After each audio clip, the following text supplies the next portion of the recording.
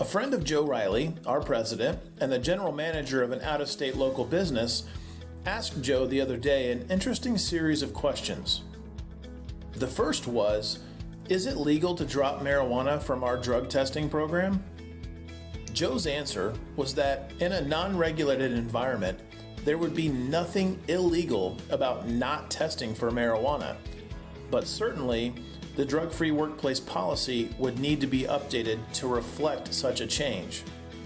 He then asked Joe about the pros and cons of such a decision and decided that the positive aspect would be the ability to easily hire employees.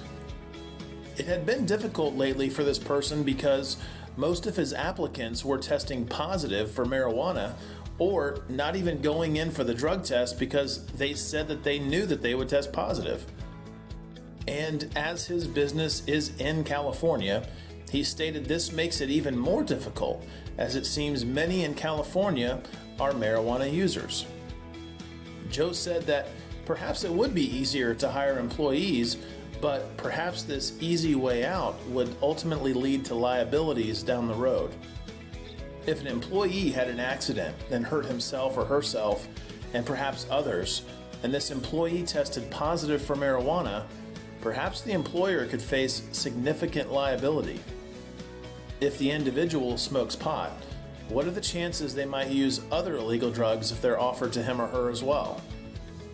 And they both agreed this happens often. So does an employee come to work stoned on pot? Well, we don't know, as there is no current testing available today to determine impairment from use of marijuana. Employees that are smoking pot are likely to not be as productive and not be as safe as those employees that are not using illegal drugs. And marijuana does have harmful effects on the human body. Another friend of Joe's works in the hospitality industry, so this makes the conversation even more interesting.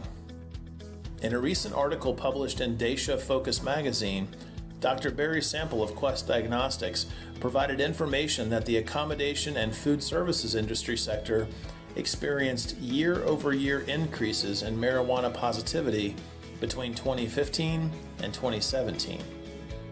The increase was 20.7%. And the information was based on analysis of over 50,000 urine drug tests in the accommodation and food services industry sector.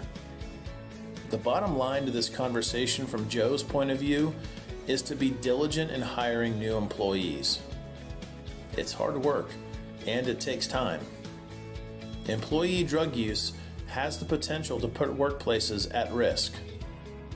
As Dr. Sample pointed out, while a retail clerk, restaurant server, or nurse may not cause a job-related automobile accident, pipeline explosion, or forklift crash, these and other customer-facing roles are certainly in a position to influence buyer decisions, customer satisfaction, and brand quality in a number of detrimental and hard-to-quantify ways.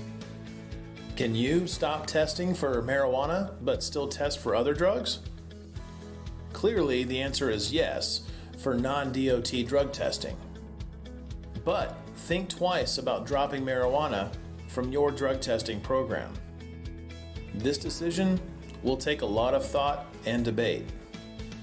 Either way, make sure drug-free workplace policies are revised and up to date with best practices and state laws. And when revising drug testing policies, consider expanded opiates. Are you currently testing for hydrocodone, hydromorphone, oxycodone, and oxymorphone?